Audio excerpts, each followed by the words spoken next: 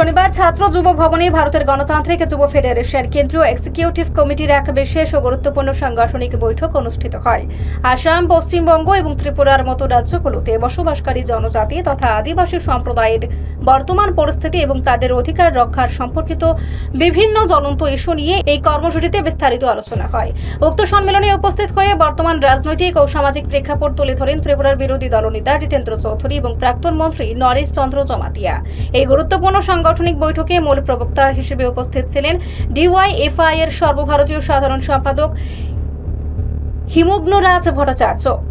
এছাড়াও ত্রিপুরা সহ অন্যান্য রাজ্যের ডিওয়াইএফআই ও টিওয়াইএফ এর শীর্ষ নেতৃত্ব এই কর্মসূচিতে অংশ নিয়ে এই আলোচনাকে আরও গতিশীল করে তোলেন। বৈঠক থেকে মূলত কেন্দ্র ও বিভিন্ন রাজ্যের শাসক দল ভারতীয় জনতা পার্টির জনজাতি বিরোধী নীতির তীব্র সমালোচনা করা হয়। নেতৃবৃন্দের অভিযোগ, ত্রিপুরা, আসাম ও পশ্চিমবঙ্গে বিজেপি সরকার ক্ষমতায় আসার পর থেকে আদিবাসী সমাজের উপর নানামুখী আক্রমণ ও বঞ্চনা অভাবনীয়ভাবে বৃদ্ধি পেয়েছে।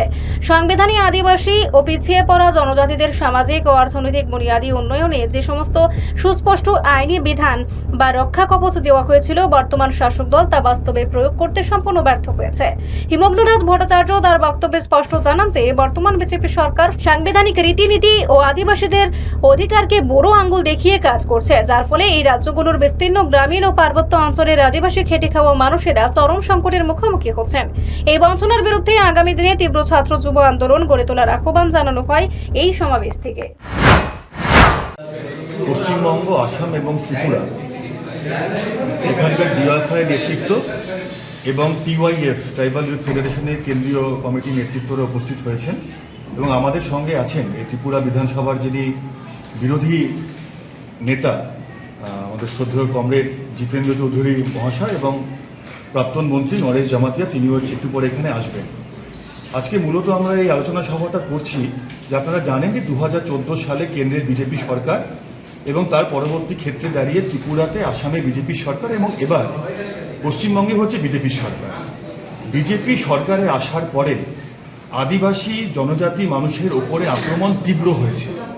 আমাদের সংবিধানে যখন সংবিধান তৈরি হচ্ছিল তখন এই আদিবাসী মানুষদের জন্য, তাদের উন্নয়নের জন্য, তাদের সামাজিক, অর্থনৈতিক, রাজনৈতিক উন্নয়নের জন্য কিছু সুপারিশ ছিল এবং সেগুলোকে বাস্তবে প্রয়োগ করবার মধ্যে দিয়ে তাদের উন্নয়নের কথা ছিল। সেই কাজটা আগে ভারতবর্ষের পুরোটা হয়েছে সেটা আমরা বলতে পারি না, কিন্তু বিজেপি আসার পর আমরা দেখছি যে এই সংবিধান স্বীকৃত যে সমস্ত অধিকার রয়েছে সমস্ত কিছুকে এরা নষ্ট করে দিতে চায়। এদেরকে আরও বেশি করে এরা শোষণ করতে চায়। এদের যে জল, জঙ্গল, জমির যে অধিকার সেগুলোকে হচ্ছে কর্পোরেটের হাতে তুলে দিয়ে কর্পোরেটকে বড়লোক থেকে আরও বড় লোকে পরিণত করতে চায়। এদেরকে হচ্ছে সমস্ত অধিকার থেকে সরিয়ে দিতে চায়।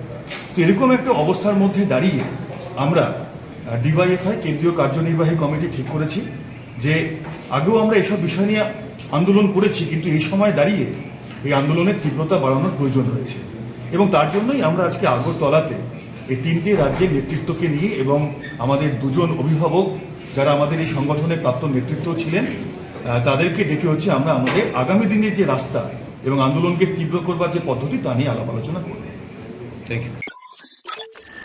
রিপোর্ট সংবাদ প্রতীক্ষা।